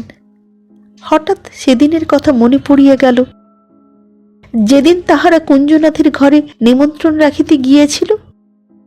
মা যেদিন কুসুমকে বালা পরাইয়া দিয়া আশীর্বাদ করিয়া আসিয়া ওইখানে চরণকে লইয়া বসিয়াছিলেন, আর সে আনন্দ উন্মত্ত হৃদয়ের অসীম কৃতজ্ঞতা ঠাকুরের পায়ে নিবেদন করিয়া দিতে চুপি চুপি প্রবেশ করিয়াছিল। আর আজ কি নিবেদন করিতে সে ঘরে ঢুকিয়াছে? বৃন্দাবন লুটাইয়া পড়িয়া বলিল, পাশের ঘরেই আমার চরণ মরিতেছে। ভগবান, আমি সে নালিশ জানাইতে আসি নাই, কিন্তু পিতৃস্নেহ যদি তুমি দিয়াছ, তবে বাপের চোখের উপর বিনা চিকিৎসায় এমন নিষ্ঠুরভাবে তাহার একমাত্র সন্তানকে হত্যা করিলে কেন? পিতৃ হৃদয়ে এতটুকু সান্ত্বনার পথ খুলিয়া রাখিলে না কি জন্য? তাহার স্মরণ হইল বহু লোকের বহুবার কথিত সেই বহু পুরাতন কথাটা, সমস্ত মঙ্গলের নিমিত্ত। সে মনে মনে বলিল, যাহারা তোমাকে বিশ্বাস করে না, তাহাদের কথা তাহারাই জানে, কিন্তু আমি তো নিশ্চয়ই জানি, তোমার ইচ্ছা ব্যতীত গাছের একটি শুষ্ক পাতাও মাটিতে পড়ে না। তাই আজ এই প্রার্থনা শুধু করি, জগদীশ্বর, বুঝাইয়া দাও, কি মঙ্গল ইহার মধ্যে লুকাইয়া রাখিয়াছ। আমার এই অতি ক্ষুদ্র এক ফোঁটা চরণের মৃত্যুতে সংসারে কাহার কি উপকার সাধিত হইবে? যদিও সে জানিত জগতের সমস্ত ঘটনাই মানবের বুদ্ধির আয়ত্ত নহে, তথাপি এই কথাটার উপর সে সমস্ত চিত্ত প্রাণপণে একাগ্র করিয়া পড়িয়া রহিল। কেন চরণ জন্মিল, কেনই বা এত বড় হইল, এবং কেনই বা তাহাকে একটি কাজ করিবারও অবসর না দিয়া ডাকিয়া লওয়া হইল?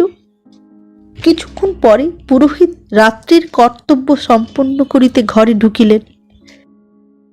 তাহার পদশব্দে ধ্যান ভাঙিয়া যখন বৃন্দাবন উঠিয়া গেল, তখন তাহার উদ্দাম ঝঞ্ঝা শান্ত হইয়াছে। গগনের আলোর আভাস তখনও ফুটিয়ে ওঠে নাই বটে, কিন্তু মেঘমুক্ত নির্মল স্বচ্ছ আকাশের তলে ভবিষ্যৎ জীবনের অস্পষ্ট পথের রেখা চিনিতে পারিতেছিল। বাহিরে আসিয়া সে প্রাঙ্গণের এক ধারে দ্বারের অন্তরালে একটি মলিন স্ত্রীমূর্তি দেখিয়া কিছু বিস্মিত হইল। কে ওখানে অমন আধারে আড়ালে বসিয়া আছে? বৃন্দাবন কাছে সরিয়ে আসিয়া এক মুহূর্তে ঠাওর করিয়াই চিনিতে পারিল, সে কুসুম। তাহার জিহ্বাগ্রে ছুটিয়া আসিল, কুসুম, আমার 16 আনা সুখ দেখিতে আসিলে কি? কিন্তু বলিল না। এইমাত্র সে নাকি তাহার চরণের শিশু আত্মার মঙ্গল উদ্দেশ্যে নিজের সমস্ত সুখ দুঃখ মান অভিমান বিসর্জন দিয়ে আসিয়াছিল। তাই হীন প্রতিহিংসা সাধিয়া মৃত্যু শয্যাশায়ী সন্তানের অকল্যাণ করিতে ইচ্ছা করিল না, বরং করুণ কণ্ঠে বলিল, আরেকটু আগে এলে চরণের বড় সাধ পূর্ণ হতো। আজ সমস্ত দিন যত যন্ত্রণা পেয়েছে, ততই সে তোমার কাছে যাবার জন্য কেঁদেছে। কি ভালোই তোমাকে সে বেসেছিল, কিন্তু এখন আর জ্ঞান নেই। এসো আমার সঙ্গে। কুসুম নিঃশব্দে স্বামীর অনুসরণ করিল। দ্বারের কাছে আসিয়া বৃন্দাবন হাত দিয়া চরণের অন্তিম সজ্জা দেখাইয়া দিয়ে কহিল, ওই চরণ শুয়ে আছে, যাও নাও গে। কেশব, ইনি চরণের মা, বলিয়া ধীরে ধীরে অন্যত্র চলিয়া গেল। পরদিন সকালবেলা সকলেই যখন কুসুমের সম্মুখে গিয়া ও কথা বলিতে সাহস করিল না, কুঞ্জনাথ পর্যন্ত ভয়ে পিছাইয়া গেল। তখন বৃন্দাবন ধীরে ধীরে কাছে আসিয়া বলিল, ওর মৃতদেহটা ধরে রেখে লাভ কি? ছেড়ে দাও, ওরা নিয়ে যাক। কুসুম মুখ তুলিয়া বলিল, ওদের আসতে বলো, আমি নিজেই তুলে দিচ্ছি। তারপর সে যেরূপ অবিচলিত দৃঢ়তার সহিত চরণের মৃতদেহ শ্মশানে পাঠাইয়া দিল, দেখিয়া বৃন্দাবনও মনে মনে ভয় পাইল। চরণের ক্ষুদ্র দেহ পুড়িয়া ছাই হইতে বিলম্ব হইল না। কেশব সেই দিকে চাহিয়া চাহিয়া সহসা ভয়ঙ্কর দীর্ঘশ্বাস ফেলিয়া চিৎকার করিয়া উঠিল, সমস্ত মিছে কথা।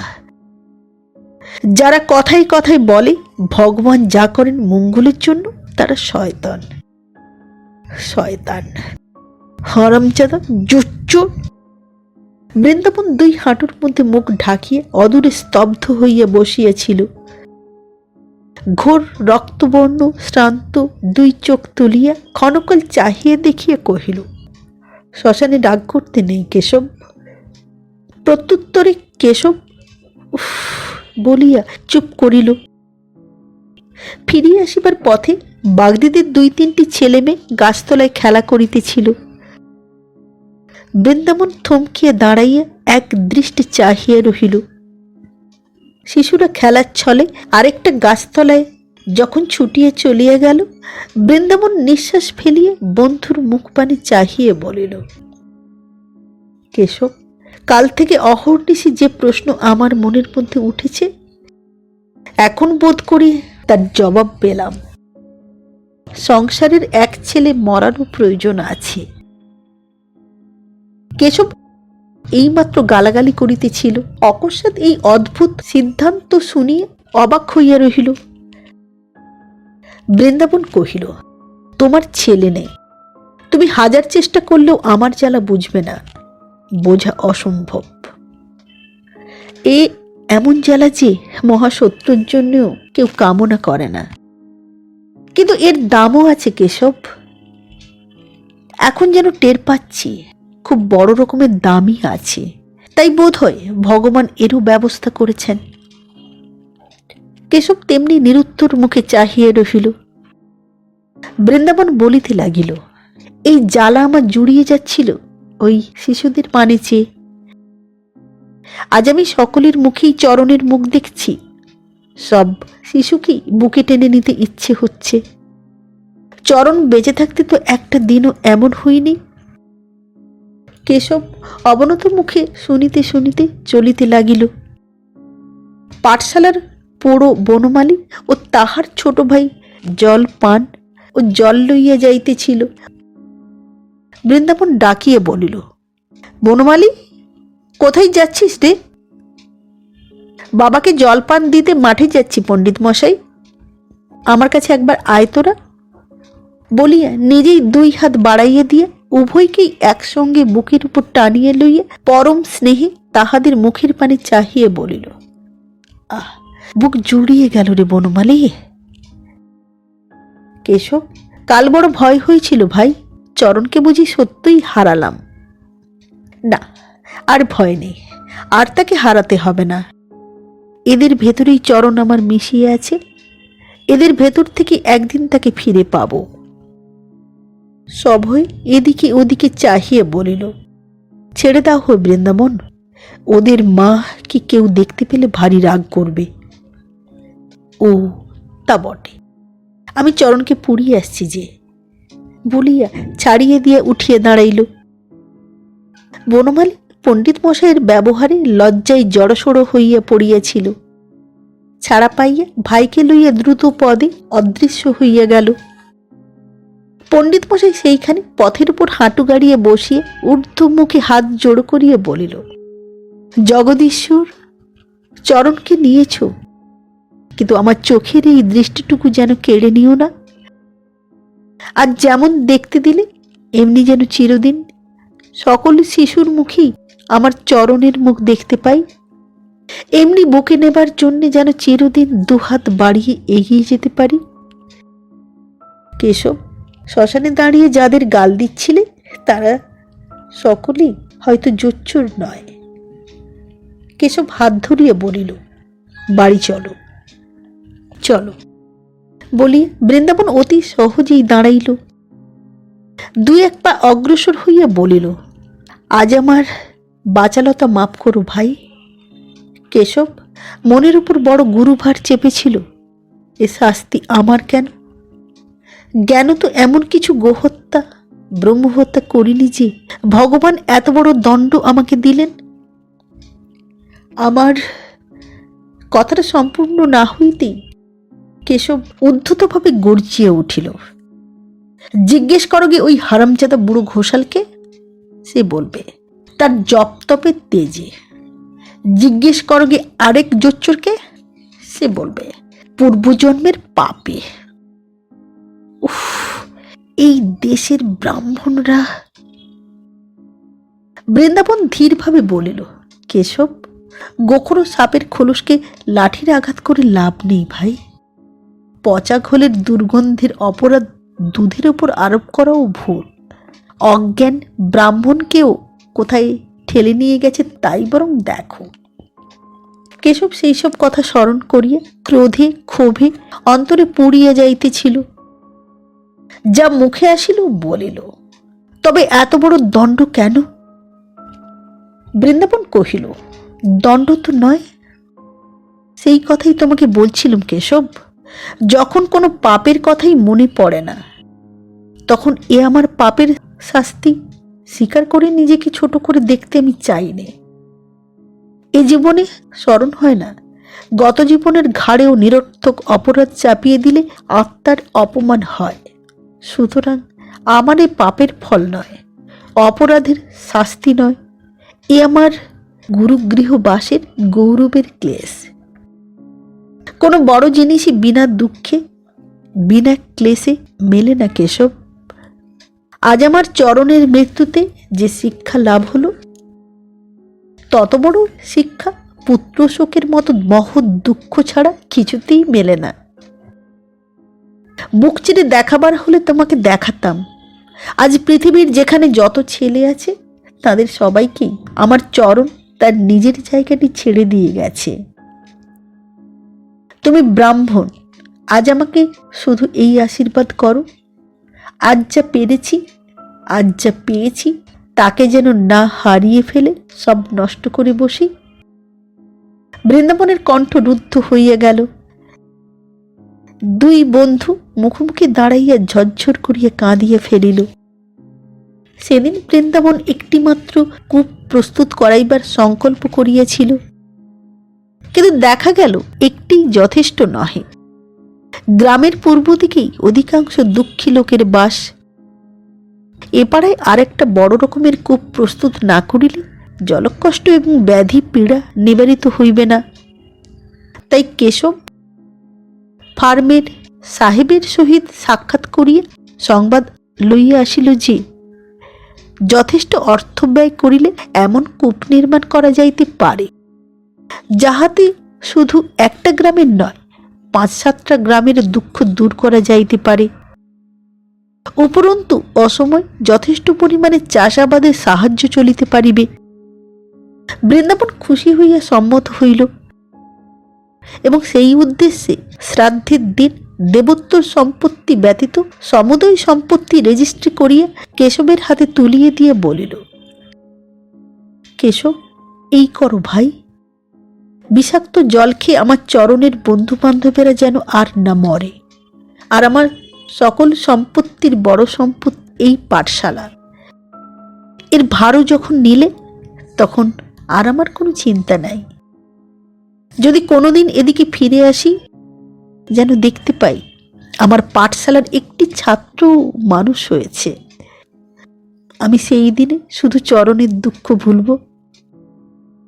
দুর্গাদাস বাবু এ কয়দিন সর্বদাই উপস্থিত থাকিতেন। নিরতিশয় ক্ষুব্ধ হইয়া বলিলেন, বৃন্দাবন, তোমাকে সান্ত্বনা দেবার কথা খুঁজে পাইনি বাবা, কিন্তু দুঃখ যত বড়ই হোক সহ্য করাই তো মনুষ্যত্ব। অক্ষম অপারগ হয়ে সংসার ত্যাগ করা কখনোই ভগবানের অভিপ্রায় নয়। বৃন্দাবন মুখ তুলিয়া মৃদুকণ্ঠে কহিল, সংসার ত্যাগ করার কোনো সংকল্প তো আমার নেই মাস্টারমশাই, বরং সে তো একেবারে অসম্ভব। ছেলেদের মুখ না দেখতে পেলে আমি একটা দিনও বাঁচব না। আপনার দয়ায় আমি পণ্ডিত মশাই বলে সকলের পরিচিত। আমার সম্মান আমি কিছুতেই হাতছাড়া করব না। আবার কোথাও গিয়ে এই ব্যবসায়ী আরম্ভ করে দেব। দুর্গাদাসবাবু বলিলেন, কিন্তু তোমার সর্বস্ব তো জলকষ্ট মোচনের জন্য দান করে গেলে, তোমাদের ভরণ পোষণ হবে কি করে? বৃন্দাবন সলজ্জ হাসি দেয়ালে টাঙানো ভিক্ষার ঝুলি দেখাইয়া বলিল, বৈষ্ণবের ছেলে কোথাও মুষ্টি ভিক্ষার অভাব হবে না মাস্টারমশাই। এইতেই আমার বাকি দিনগুলো স্বচ্ছন্দে কেটে যাবে। তাছাড়া সম্পত্তি আমার চরণে, আমি তারই সঙ্গী সাথীদের জন্য দিয়ে গেলাম। দুর্গাদাস ব্রাহ্মণ এবং প্রবীণ হইল শ্রাদ্ধের দিন উপস্থিত থাকিয়া সমস্ত তত্ত্বাবধান করিয়াছেন। তাই তিনিও কুসুমের যথার্থ পরিচয় জানিতে পারিয়াছিলেন। এখন তাহাই স্মরণ করিয়া বলিলেন, সেটা ভালো হবে না বাবা। তোমার কথা স্বতন্ত্র, কিন্তু বৌমার পক্ষে সেটা বড় লজ্জার কথা। এমন হতেই পারে না বৃন্দাবন। বৃন্দাবন মুখ নিচু করিয়া কহিল, তিনি তার ভাইয়ের কাছেই যাবেন। দুর্গাদাস বৃন্দাবনকে ছেলের মতো স্নেহ করিতেন। তাহার বিপদে এবং সর্বোপরি এই গৃহত্যাগের সংকল্পে যতপনাস্তি ক্ষুব্ধ হইয়া নিবৃত্ত করিবার শেষ চেষ্টা করিয়া বলিলেন, বৃন্দাবন, জন্মভূমি ত্যাগ করবার আবশ্যকতা কি? এখানে বাস করেও তো পূর্বের মতো সমস্ত হতে পারে। বৃন্দাবনের চোখ ছলছল করিয়া উঠিল, বলিল, ভিক্ষা ছাড়া আমার আর উপায় নেই, কিন্তু সে আমি এখানে পারব না। তাছাড়া এ বাড়িতে যেদিকেই চোখ পড়বে সেই দিকেই তার ছোট হাত দুখানির চিহ্ন দেখতে পাচ্ছি। আমাকে ক্ষমা করুন মাস্টারমশাই, আমি মানুষ। মানুষের মাথা এই গুরুভারে গুঁড়ো হয়ে যাবে। দুর্গাদাস বিমর্ষ মুখে মৌন রহিলেন। যে ডাক্তার চরণের শেষ চিকিৎসা করিয়াছিলেন, সেদিনের মর্মান্তিক ঘটনা তাহাকে আচ্ছন্ন করিয়া ফেলিয়েছিল। ইহার শেষ দেখিবার কৌতূহল ও বৃন্দাবনের প্রতি অদম্য আকর্ষণ তাহাকে সেই দিন সকালে বিনা আহ্বানে আবার কলিকাতা হইতে টানিয়া আনিয়াছিল। এতক্ষণ তিনি নিঃশব্দে সমস্ত শুনিতেছিলেন। বৃন্দাবনের এতটা বৈরাগ্যের হেতু কোনো মতে বোঝা যায়, কিন্তু কেশব কিসের জন্য সমস্ত উন্নতি জলাঞ্জল দিয়ে এই অতি তুচ্ছ পাঠশালার ভার স্বেচ্ছায় গ্রহণ করিতেছে, ইহাই বুঝিতে না পারিয়া অত্যন্ত বিস্মিত হইয়া বন্ধুকে উদ্দেশ্য করিয়া বলিলেন, কেশব, সত্যই কি তুমি এমন উজ্জ্বল ভবিষ্যৎ বিসর্জন দিয়ে পাঠশালা নিয়ে সারা জীবন থাকবে?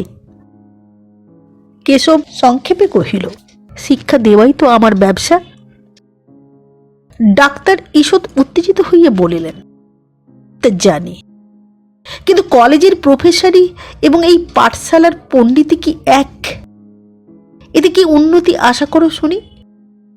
কেশব সহজভাবে বলিল, সমস্তই। টাকা রোজগার আর উন্নতি এক নয় অবিনাশ। নয় মানে, কিন্তু এমন গ্রামে বাস করলেও যে মহাপাতক হয়, উফ, মনে হলেও গা শিউরে ওঠে রে।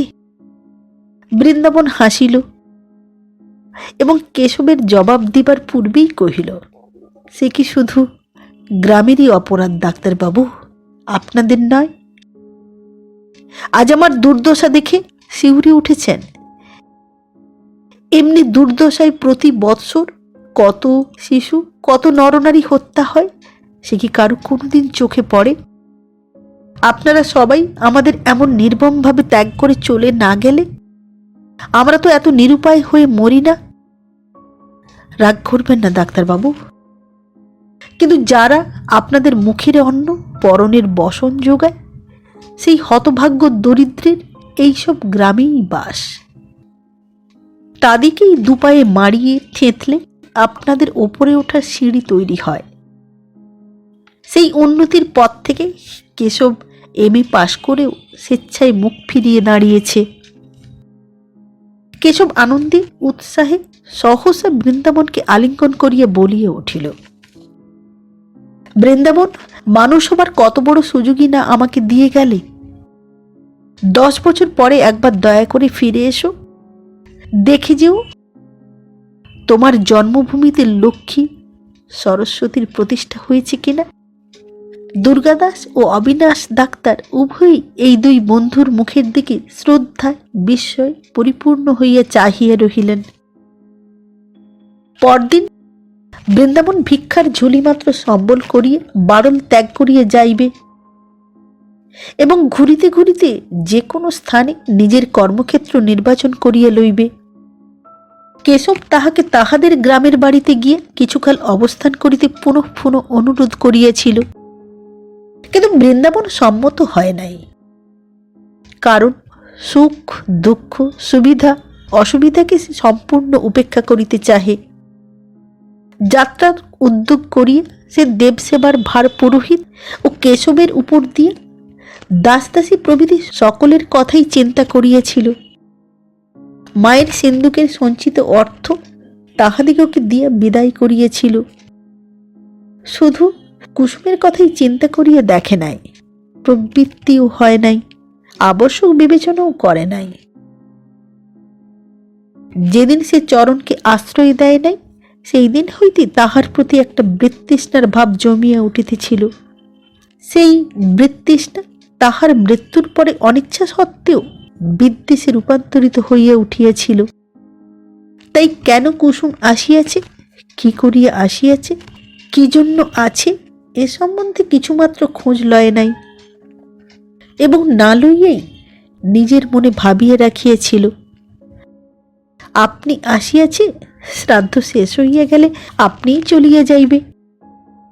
সে আসার পরে যদিও কার্যোপলক্ষে বাধ্য হইয়া কয়েকবার কথা কহিয়াছিল, কিন্তু তাহার মুখের পানে সেদিন সকালে ছাড়া আর চাহিয়া দেখে নাই। ওদিকে কুসুমও তাহার সহিত দেখা করিবার বা কথা কহিবার লেশমাত্র চেষ্টা করে নাই। এমনি করিয়া এ কয়টা দিন কাটিয়াছে, কিন্তু আর তো সময় নাই। তাই আজ বৃন্দাবন একজন দাসীকে ডাকিয়া সে কবে যাইবে জানিতে পাঠাইয়া বাহিরে অপেক্ষা করিয়া রহিল। দাসী তৎক্ষণাৎ ফিরিয়া আসিয়া জানাইল, এখন তিনি যাবেন না। বৃন্দাবন বিস্মিত হইয়া কহিল, এখানে আর তো থাকার জন্যে, সে কথা বলে দিলে না কেন? দাসী কহিল, বৌমা নিজেই সমস্ত জানেন। বৃন্দাবন বিরক্ত হইয়া বলিল, তবে জেনে এসো, সে কি একলাই থাকবে? দাসী 1 মিনিটের মধ্যে জানিয়ে আসিয়া কহিল, হ্যাঁ। বৃন্দাবন তখন নিজেই ভিতরে আসিল। ঘরের কপাট বন্ধ ছিল। হঠাৎ ঢুকিতে সাহস করিল না। ঈষৎ ঠেলিয়া ভিতরে চাহিয়া দেখিতেই তাহার সর্বাঙ্গে কাটা দিয়া উঠিল। দগ্ধ গৃহের পোড়া প্রাচীরের মতো কুসুম এই দিকে মুখ করিয়া দাঁড়াইয়াছিল। চোখে তাহার উৎকট ক্ষিপ্ত চাহনি। আত্মগ্লানি ও পুত্রশোক কত শীঘ্র মানুষকে কি করিয়া ফেলিতে পারে। বৃন্দাবন এই তাহা প্রথম দেখিয়া সভয়ে পিছাইয়া দাঁড়াইল। অসাবধানে কপাটের কড়া নড়িয়া উঠিতেই কুসুম চাহিয়া দেখিল এবং সরিয়া আসিয়া দ্বার খুলিয়া দিয়া বলিল, ভেতরে এসো। বৃন্দাবন ভিতরে আসিতে সে দ্বার অর্গলরুদ্ধ করিয়া দিয়ে সম্মুখে আসিয়া দাঁড়াইল। হয়তো সে প্রকৃতিস্থ নয়। অনুমত্ত নারী কি কাণ্ড করিবে সন্দেহ করি বৃন্দাবনের বুক কাঁপিয়া উঠিল। কিন্তু কুসুম অসম্ভব কাণ্ড কিছুই করিল না। গলায় আঁচল দিয়া উপুড় হইয়া পড়িয়া স্বামীর 2 পায়ের মধ্যে মুখ ঢাকিয়া স্থির হইয়া পড়িয়া রহিল। বৃন্দাবন ভয়ে নড়িতে চড়িতে সাহস করিল না, স্থির হইয়া দাঁড়াইয়া রহিল। কুসুম বহুক্ষণ ধরিয়া এই 2টি পায়ের ভিতর হইতে যেন শক্তি সংগ্রহ করিতে লাগিল। বহুক্ষণ পরে উঠিয়া বসিয়া মুখ পানে চাহিয়ে বড় করুণ কণ্ঠে বলিল, সবাই বলে তুমি সইতে পেরেছ, কিন্তু আমার বুকের ভেতর দিবা নিশি হু হু করে জ্বলে যাচ্ছে। আমি বাঁচবো কি করে? তোমাকে রেখে আমি মরবই বা কি করে? দুজনেরই এক জ্বালা। বৃন্দাবনের বিদ্বেষ বন্যি নিভিয়ে গেল।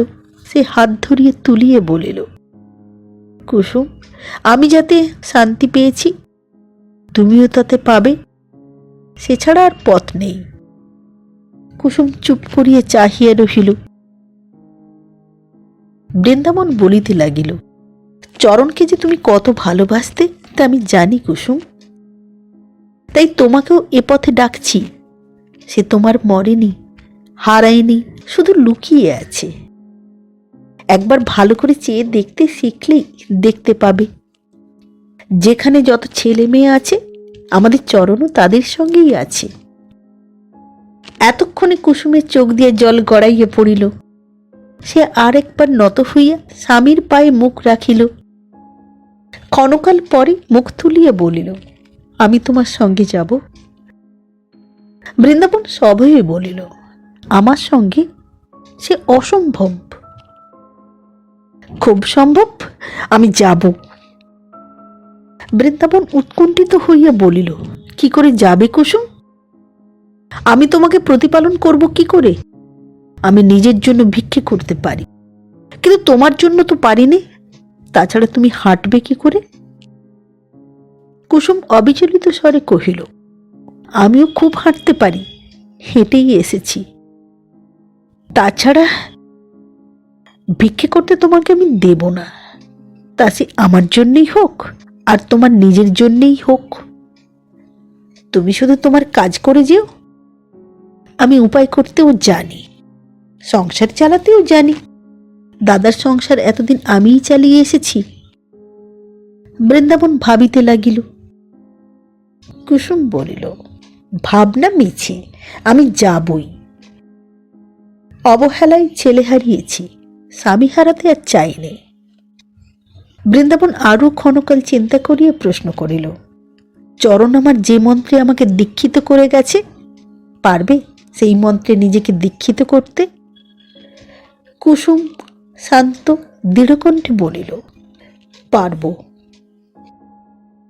তবে চলো বলিয়া বৃন্দাবন সম্মতি জানাইল এবং আর একবার কেশবের উপর সমস্ত ভার তুলিয়ে দিয়ে সেই রাত্রে স্ত্রীকে সঙ্গে করিয়ে বাড়ি ত্যাগ করিয়া গেল। নমস্কার। পণ্ডিত মশাই উপন্যাসটি পাঠ করে শোনালাম। পরিবেশনকালীন ভুল ত্রুটি নিজ গুণে ক্ষমা করবেন। ভালো লাগলে চ্যানেলটি সাবস্ক্রাইব করুন, লাইক করুন, শেয়ার করুন, সঙ্গে থাকুন। আবার দেখা হবে আগামী পর্বে একটি নতুন গল্প নিয়ে। আজকের মতো নমস্কার।